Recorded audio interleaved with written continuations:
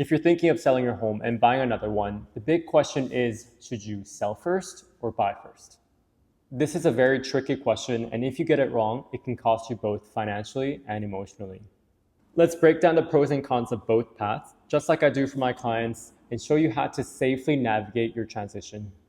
Let's start with selling your home first. This is generally the safest approach. By selling your home first, you know exactly how much money you're walking away with, and there's no guessing. You can make a strong offer with confidence, knowing that your home is already sold, and there's no need to use a subject to sale clause, which sellers don't prefer. By offering a clean, confident offer, you can take advantage of the strong position that you're in to perhaps get a better price, terms, or the dates that you want, especially in a buyer's market where you already have more leverage. Let's talk about the downside. So there is pressure to find your next home after you have sold yours, before the move-out date or possession date. And if you really do not find a home in time, you may have to move twice, like into a rental or Airbnb or into your parents' house, family's house. This is exactly why working with an agent that is actively searching and helping you buy your side is so important. In my personal experience, the vast majority of the clients that I work with do find a home in time that they're happy with, but I have seen cases where it was more difficult, typically in a hot seller's market where there's not as many homes to choose from and there's competition from other buyers.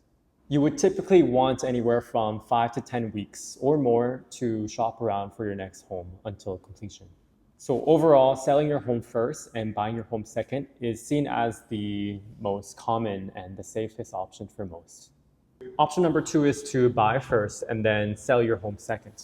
Now, buying first might sound risky, and it can be, but there are some reasons that people do it.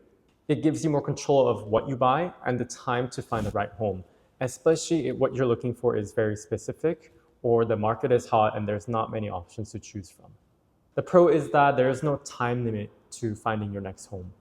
And another benefit could be in a hot market, you can lock in today's price for your purchase, while if you sell later, the market have already risen by then. But of course, this depends on the market you're selling into. Now, let's talk about the risk of buying first. This requires you to have a financial buffer because you may have to carry 2 mortgages if you have already purchased your next home, but the current home that you're selling is taking longer than you thought. That's why pricing the home sharply is so important. If you need the equity to fund your next home purchase, you need to sell quickly.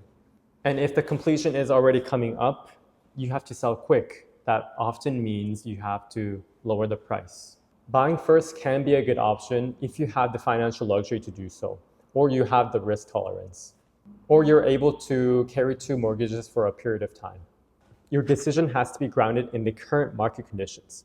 If we're in a seller's market, you may feel confident in selling, but buying might be tough. If it's a buyer market, it may take longer to sell your home, but you'll have more options to choose from when you go to purchase, depending on the product type and the area and the season that we're in.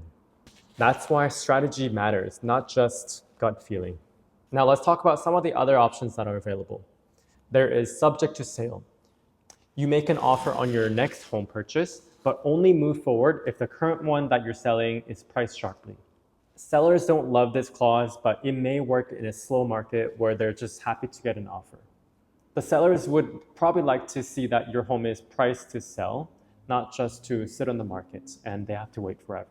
Sometimes the subject to sale offer may have a 24 or 48-hour clause where if the seller receives another offer from a different buyer, they may give you, let's say, a day or 2 to make up your decision and commit to the purchase. Otherwise, you get booted out. Another option is a rent-back agreement. You sell your home first, and if the purchaser of your current place is rather flexible, you may rent your home back from them for, let's say, 30, 60, 90 days until you look for your next place. This avoids a rush to move. Another option could be bridge financing. If you like to purchase first, but you're not in the position to carry 2 mortgages at once, your lender may give you a short-term bridge loan for you to finance the purchase and then sell your home after. You'll need good equity and credits, but this gives you breathing room. So there are even more options that are less common and some details that I've missed out in this video, but ask yourself these questions. Am I able to carry 2 mortgages if I had to? Can I handle the stress of a rushed purchase with a time limit? What type of market am I selling and buying into, specific to your property type and area and the season? I work with a lot of homeowners in Metro Vancouver, and no two situations are the same. But here's the thing, you don't need to guess. Let's sit down and plan our action steps together. We'll map out your most suitable path, and I'll help you execute it confidently.